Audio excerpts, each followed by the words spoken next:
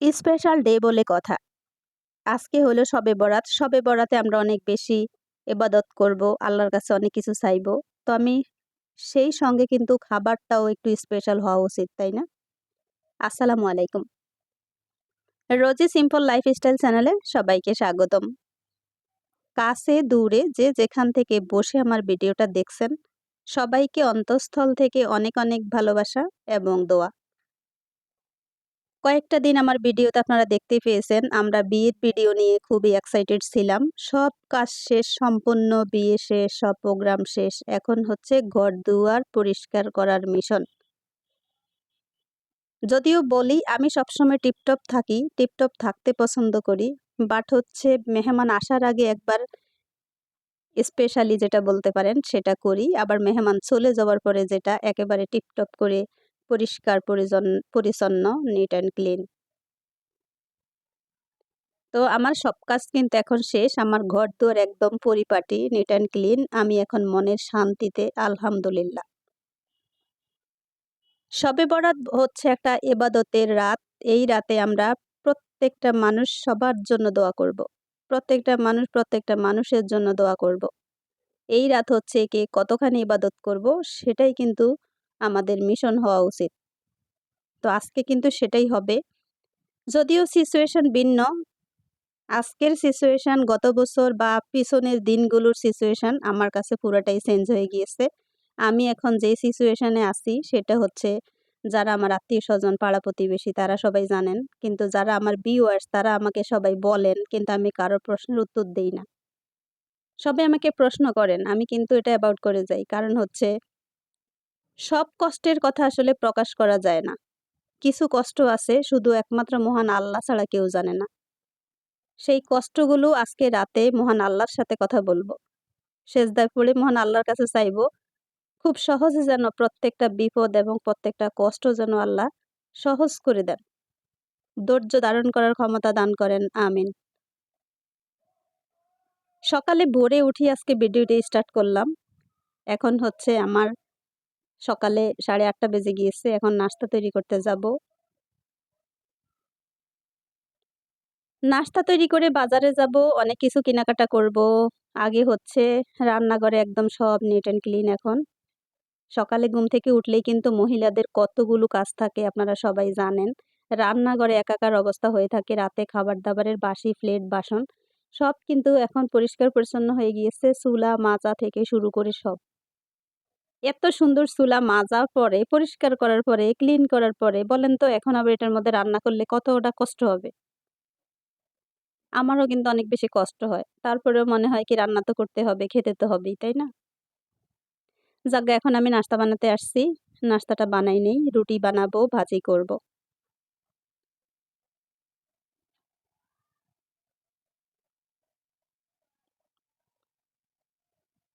রুটি হচ্ছে আটার রুটি। সেদ্ধ আটার রুটি। যেই রুটি দেখলেই সবার আমার ভিডিও দেখে অনেকে কমেন্ট করেন আমাকে, রুটি দেখার পরে নাকি ক্ষুধা লেগে যায়। সত্যি কথা? ক্ষুধা লেগে যায়? আবার একটা কমেন্ট করে জানাবেন। আমি কিন্তু সত্যি, সত্যি অনেক সুন্দর করে রুটি বানাই। নিজ হাতে রুটি বানাই। একেবারে ক্লিন। এক সেকানোর পরে বলতে পারি ভাজার পরে রুটিটা আরো বেশি সুন্দর হয়ে যায়। বড়, বড় করে রুটি বানিয়েছি, অল্প কিছু রুটি। ৮ টা রুটি বানিয়েছি। ওফ!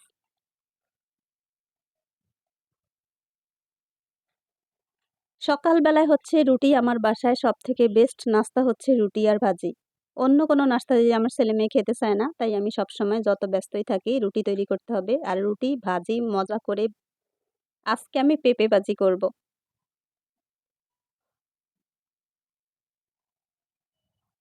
পেঁপে ভাজি করার পরে একটু ধনিয়া পাতা ছিটিয়ে দিয়ে এরকম সাদা, সাদা পেঁপে ভাজি অনেক বেশি পছন্দ করেন আমার ডাক্তারবাবু। একটা মেয়ে মানুষ যখন বিয়ে হয় তখন স্বামীর পছন্দের খাবার তৈরি করতে পারে। আবার যখন সন্তান হয়ে যায় তখন সন্তানের পছন্দের খাবার তৈরি করে। তাহলে একটা মেয়ে মানুষের জীবনে নিজের বলতে কিছু নেই, তাই না?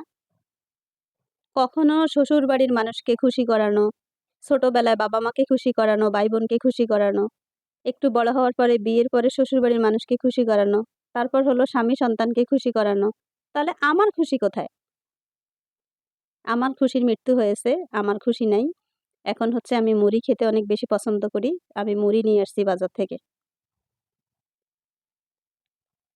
এই মুড়ি দিয়ে চা দিয়ে এটাই হচ্ছে আমার বিকালের নাস্তা। আমি তেমন বিকালে কোনো নাস্তা খেতে পছন্দ করি না।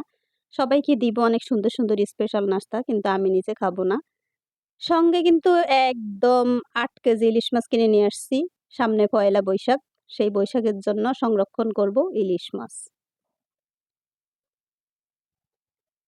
সঙ্গে হলো স্পেশাল গরুর মাংস যেটা আমার প্রিয় খাবার। সেই গরুর মাংস, বেঙ্গল মিটের গরুর মাংস। অনেকে আমাকে প্রশ্ন করেন, "বেঙ্গল মিটের গরুর মাংস কি অনেক বেশি মজার?" আসলে মজার না, অনেক সুন্দর করে ফ্রেশ মাংস দেয়, তাই অনেক বেশি ভালো লাগে। এখন হচ্ছে স্পেশাল গরুর মাংস বসিয়ে দেই একপাশে, আর মাছগুলো প্রসেস করে অন্য পাশে রান্না করব। সকালের নাস্তা কিন্তু খেয়ে ফেলছি ঝটপট করে, দেখতেই পেয়েছেন অল্প কিছু খাবার। রুটি, ভাজি, ডিম ভাজি, শেষ। এখন দুপুরে রান্না বসিয়ে দিয়েছি।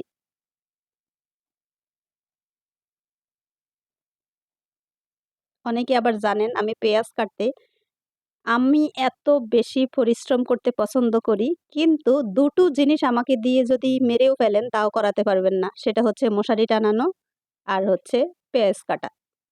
পেঁয়াজ কাটা না থাকলে আমি না রান্না করি, এমনিতেই রান্না করে ফেলবো। কিন্তু পেঁয়াজ ছাড়াই রান্না করা যায়। এটা হচ্ছে আমার একটা মুদ্রা দোষও বলতে পারেন। আমি জানি না এটা হয়তো কারো ভালোবাসা পেলে আমি হয়তো এটাও ঠিক হয়ে যাবে। হয়তো ভালোবাসার অভাবে এটা হয়ে গেছে। মশারি টানানো ছাড়াই ঘুমাবো সারা জীবন। মশারির নিচে যদি ঘুমাতে যাই আমার মনে হচ্ছে আমি জেলখানায় ঢুকেছি। আমার নিজের কাছে মনে হয় আমি নিজে একটা খাঁচার ভিতরে বন্দী হয়ে গিয়েছি। তাই মশারি টানাতে পারি না। আমার ছেলে-মেয়েরও সেই অভ্যাসে পরিণত হয়েছে মশারি ছাড়াই আমরা ঘুমাই। আর হচ্ছে রান্না হলো পেঁয়াজ ছাড়াই করব। যতক্ষণ বুয়া বা কেউ আমাকে পেঁয়াজ কেটে না দেয়, ততক্ষণ পর্যন্ত পেঁয়াজ দিয়ে রান্না করব না। দেখতেই পাচ্ছেন কত ফ্রেশ মাংস। একেবারে নিজস্ব শেফেই কিন্তু মাংসটা কেটে দেন, তাই অনেক বেশি ভালো লাগে। একদম এনেই চটপট করে ধুয়ে বসিয়ে দিবেন, আর কোনো ঝামেলা নেই। বাজার থেকে মাংস কিনতে গেলে বিশেষ করে তেল, চর্বি, হাড্ডি অনেক কিছু দিয়ে একেবারে ভরাই রাখে। আর এখান থেকে মাংস কিনলে একটু প্রাইস বেশি নিবে, বাট হচ্ছে অনেক সুন্দর দিবে। গরুর মাংসটা স্পেশালি বসিয়ে দিয়েছি সব মসলা উপকরণ দিয়ে। এখন হচ্ছে বেশি করে টমেটো দিয়েছি। আমি টমেটো সস দেইনি, মিষ্টি হয়ে যাবে তাই। আমি দিয়েছি ৩-৪ টা টমেটো। খাবার তো সবাই খাই, তাই না? কারো হাতের রান্না স্পেশালি অনেক বেশি মজার হয়, আরো কারো হাতের রান্না একটু কম স্বাদের হয়। এই তো। আমার মনে হচ্ছে যে যেইভাবে রান্না করুক খেতে পারলেই হলো। আস্ত রসুন দিয়েছি কিছুদিন আগে হসপিটালে গিয়েছিলাম। তাই রসুন খেতে বলেছে, তাই আস্ত রসুন দিয়েছি। আর এখান দিয়ে গরুর মাংস একেবারে হয়ে যাওয়ার পথে। গরুর মাংসের মধ্যে ২ টো আলু না দিলে আমার কোনো শান্তি নেই। সত্যি কথা হচ্ছে গরুর মাংসের ঝোল, আলু এই ২ টো জিনিস দিয়ে ভাত খেতে আমার ভীষণ মজা লাগে। আজকে আমাকে অনেকে অনেক রকম কমেন্ট করবেন আমি জানি। কিন্তু যত কমেন্টই করেন আমার পছন্দের খাবারের বাহিরে তো আমি যাব না, তাই না? স্পেশাল গরুর মাংস রান্না হচ্ছে, পাশের চুলায় আমি দিয়েছি সাদা ভাত। পছন্দের খাবার বলে কথা, সাদা ভাত আর হচ্ছে ঝোল গরুর মাংস। ফাইনালি কুক হওয়ার জন্য আমি পানি দিয়ে দিয়েছি। এটা এখন শুকানো পর্যন্তই অপেক্ষা করব। এরই মধ্যে আমার মাংস রান্না হয়ে যাবে।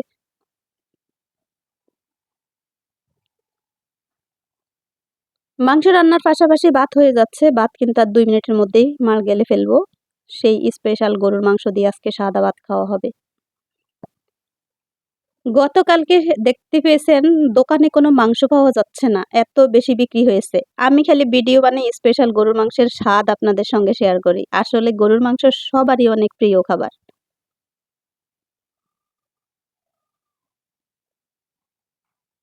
সর্বশেষে গরুর মাংসের ফাইনাল লুক হচ্ছে এটা। একেবারে ঝোল লাল করে আজকে এত মজা করে মাংস রান্না করেছি। একটু ঝোল বেশি দেখা যাচ্ছে, তাই না? এটা আরেকটু গরম করা হবে খাওয়ার আগ মুহূর্তে। তখন কিন্তু আরেকটু শুকিয়ে যাবে। তো আমি একটু ঝোল করেই রাখবো। যেহেতু এটা দিয়ে রুটি খাবো, এটা দিয়ে ভাত খাবো, এটা দিয়ে অনেক কিছু খাবার হবে। খোলাজা পিঠা তৈরি করব। খোলাজা পিঠা তৈরি করে অনেক মজা করে খাওয়াবো ছেলে-মেয়েকে গরুর মাংসের ঝোল দিয়ে। আর এখানে হচ্ছে আমার প্রিয় সেই সাদা ভাত। ওফ! সবাই কিন্তু এখনো খেতে বসেনি। আমি গরুর মাংস রান্নার শেষে নিজে, নিজে ভাত নিয়ে খেতে বসে গিয়েছি। তবে কোনো পোলাওর সঙ্গে খাবো না। আমি সাদা ভাতের সঙ্গে অনেক বেশি পছন্দ করি। তাই এখন সাদা ভাতের সঙ্গে একেবারে লুকায়, লুকায় চুপে, চুপে খেয়ে নিচ্ছি। সবসময় আমি বাসার সবাইকে খাবার শেষে আমি খাই। কিন্তু আজকে আমি সবার আগে খেয়ে নিচ্ছি। ওই যে খাবার দেখে ক্ষুধা লেগে গিয়েছে।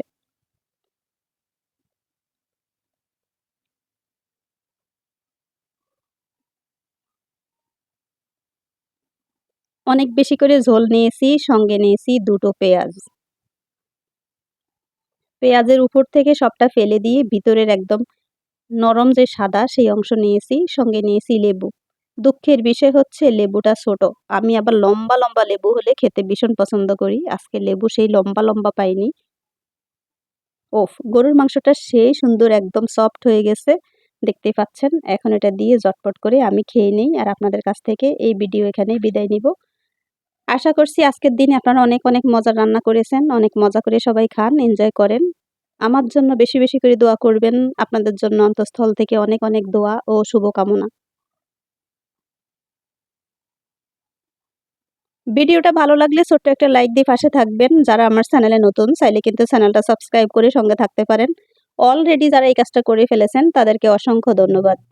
ফেসবুক থেকে যারা দেখছেন একটা শেয়ার করে দিবেন।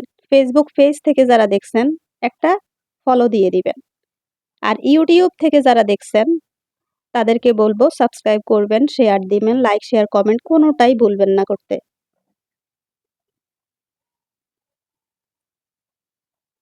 আমার খাবার দেখে আপনাদের ক্ষুধা লেগে গেছে, তাই না? আপনারাও খেতে যান। আর না হলে গরুর মাংস রান্না হয়েছে বেশি করে। সবাই আপনাদের দাওয়াত রইলো। চলে আসেন আমার বাসায়।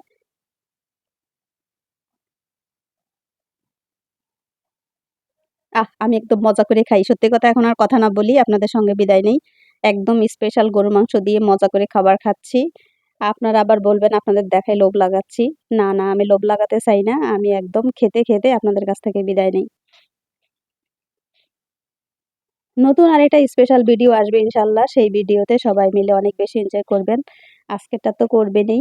শেষ সময় আপনারা অনেক বেশি ভালো থাকেন। আজকে ইবাদতের দিন অনেক বেশি দোয়া করব, ইবাদত করব। সবার সুস্থতা, ভালো থাকা কামনা করি। যে যেখানে আছেন ভালো থাকেন। হসপিটালে যারা আছেন আল্লাহ সবাইকে সুস্থতা দান করুক। বাসায় যারা আছেন আল্লাহ সবাইকে নিরাপদে রাখুক। এক কথা শেষ, যে যেখানে আছেন সবাইকে আল্লাহ নিরাপদে রাখুক, ভালো রাখুক, সুস্থ রাখুক। আমিন।